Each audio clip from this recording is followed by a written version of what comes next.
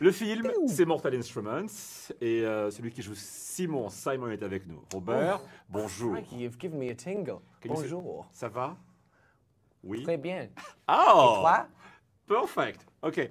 First question right away. You You don't seem to be as desperate as the character you play in that movie, because I'm like, you know, he's in love with the girl. He's the best friend. He's so sweet. He's so shy. In reality, I bottle up all my desperation, to be honest. I keep it very much from the public eye, you know. It's boiling up inside me, you know. I'm going to go to a hotel room in about an hour and scream into a pillow. What did you make of that character? When you read the script, you're like, okay, it's not me, but I understand him? Yeah, you know, with the character, he's very much, I suppose, the normal eyes on a very abnormal world. So I suppose, in a way, it's almost as fun to be at the back of the group with a furrowed brow going, what the is going on here? And basically being thrust into this crazy world and being kind of very much the audience eyes on this, you know, crazy magical world, you know. So I think Clary and Simon very much represent that for the audience. They kind of lead them into this very crazy parallel world. So you have to do some research when you know that you're gonna get into the vampire world, even without saying too much. Well, yeah. Do you know what? It's interesting. I met our lovely mad Norwegian director recently in London, and you know, so obviously Simon, you know, starts the transformation begins into vampiredom. And he was basically saying how, you know, he wants it to be like an analogy for drug addiction. And so again, trust him to make it incredibly dark and macabre. So we're going to kind of go down that road. So, you know, I might end up like at several NA meetings clucking. Going, I read something interesting on your bio. I think the first line says you got a prize for the rising star. Better be in the rising star than the falling star, right? Yeah, exactly.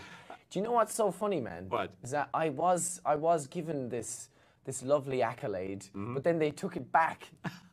They revoked it off me. They did, because it was part of the Berlin Film Festival, and I said, "Oh, how lovely!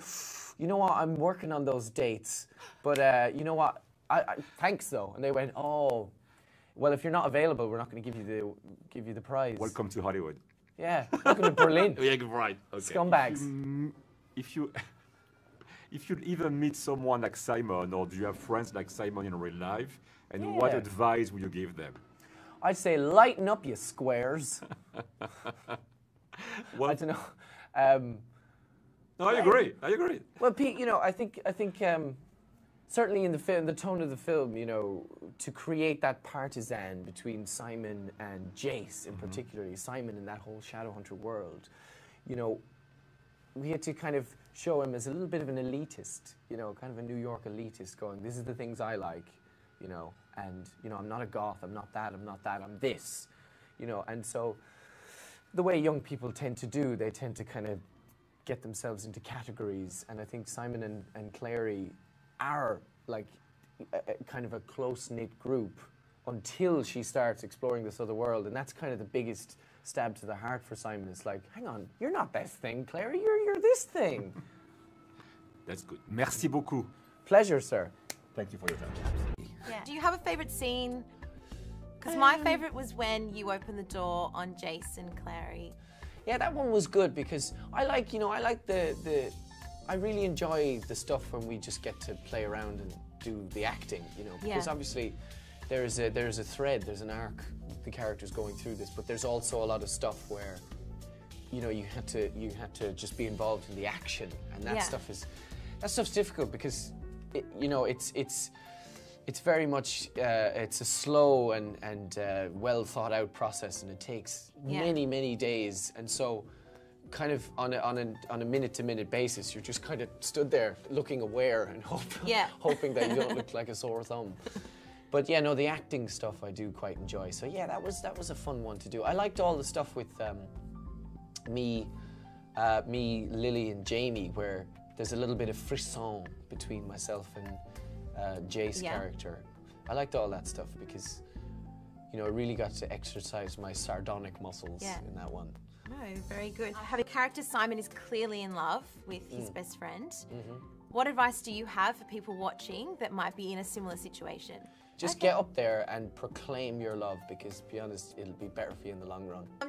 No, I haven't had any mad fan experiences. You know, when we were filming, there were lovely fans that were showing up during the day, coming from all over the place, you know, from the far reaches of Canada, from America. We had a few from like France. It was all over the place. Yeah. And they'd all come to see the filming and stuff, and they were all quite wily. You know, they could figure out where we were. You know, like we were on a street one day, just in a quiet kind of a neighborhood area, and loads of fans showed up, and I was going, how do they know where we are? Are they paying like do they have a mole on the inside? They flew to Los Angeles, California, caught up with the beautiful young cast. What is your favorite scene?